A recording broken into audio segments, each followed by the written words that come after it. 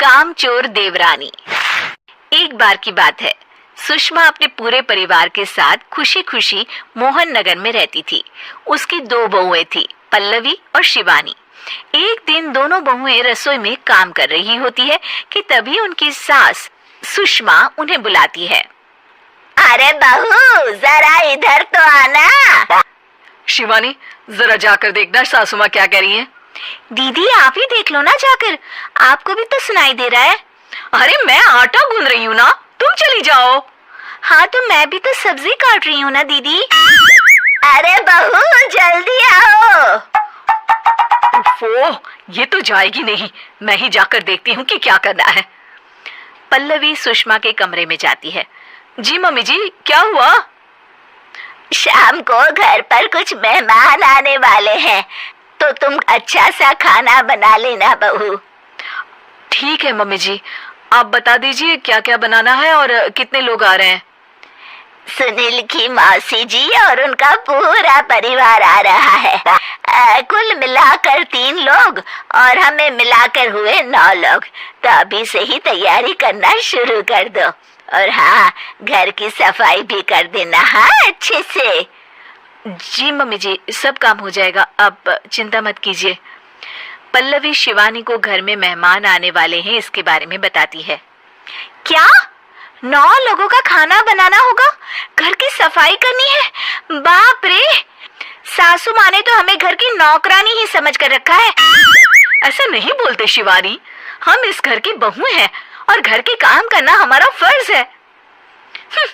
दीदी तो है ही सासू माँ की चमची, जब देखो सासू माँ सासू माँ।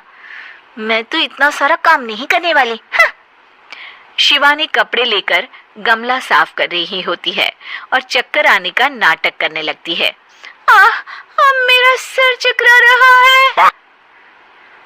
तभी वहाँ पल्लवी और सासू माँ जाते हैं। अरे बहू, क्या हो गया तुम्हें? मम्मी जी, बहुत तेज सर में दर्द हो रहा है। तुम एक काम करो शिवानी, आराम कर लो। नहीं नहीं दीदी, घर में मेहमान आने वाले हैं, मुझे आपकी मदद करनी चाहिए। अरे कोई बात नहीं शिवानी, तुम आराम कर लो, मैं सब काम कर लूंगी। ठीक है दीदी, अगर आप इतना कह रही हैं तो आराम कर लेती हूँ। शिवानी आराम से अपने कमरे में मैगजीन पढ़ रही होती है। इसे कहते हैं आराम की जिंदगी। इतना सारा काम। चलो सारा काम खत्म हो गया, शिवानी को देख आती हूँ। शिवानी अपने कमरे में ईयरफोन में गाने सुनते सुनते सो जाती है और उसके साइड में मैगजीन भी रखी होती है। पल्लवी वहां आ जाती है और वो सब देखती है। ओहो, तो मतलब सब काम चोरी का बहाना था। अभी बताती हूँ इसको। घर का सारा काम मुझे करना पड़ा और ये महारानी यहाँ मैगजीन पढ़ रही है, गाने सुन रही है। पल्लवी रसोई से एक प्लेट और चम्मच लेकर आती है और शिवानी को थाली बजाकर उठाने लगती है। शिवानी अचानक से उठती है। उठ गई महारानी, गाने भी सुन लिए, मैगजीन भी पढ़ ली। तुम तो बहुत बड़ी झूठी निकली शिवानी। तुमने सर दर्द का बहाना बनाया ताकि काम करने से बच सको। हाँ बनाया बहाना, तो क्या करती, इतने सारे काम करती। मुझे कोई शौक नहीं है चापलूसी का। क्या चापलूसी? तुम्हें लगता है कि मैं सारे काम चापलूसी के लिए कर रही हूँ? नहीं तो क्या। तभी वहाँ सासू माँ आ जाती हैं। अरे बहू, वो लोग बस आने ही वाले हैं, तुम तैयारियां कर लो। जी सासू माँ, तुझे तो मैं बाद में देखती हूँ। सब खाना खाने बैठते हैं और खाना शुरू करते हैं। तभी सुनील की मौसी बोलती है।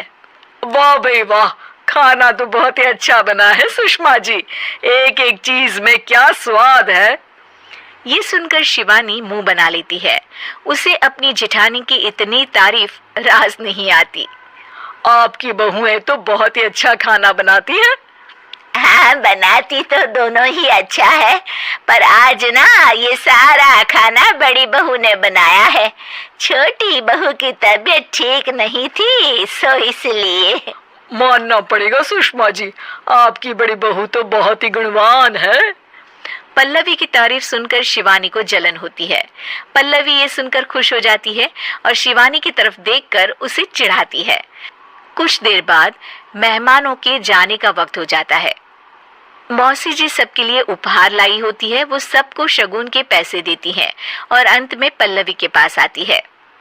तुम्हारे लिए शगुन का लिफाफा तो है ही, पर बहू तुम्हें एक और उपहार भी मिलेगा इतना अच्छा खाना बनाने के लिए। मौसी अपने सोने के कंगन निकालकर पल्लवी को पहना देती है। ये लो, ये मेरे मनपसंद कंगन है, अब से ये तुम्हारे हुए। धन्यवाद मौसी जी। ये देखकर शिवानी तो पूरी तरह से जल जाती है और गुस्से से रसोई में चली जाती है। तभी वहां पल्लवी आ जाती है और उसे अपने कंगन दिखाने लगती है। देवरानी जी, अब आपका सर दर्द ठीक तो है ना? मुझे लगता है कि अब सर दर्द शुरू हो गया होगा आपका।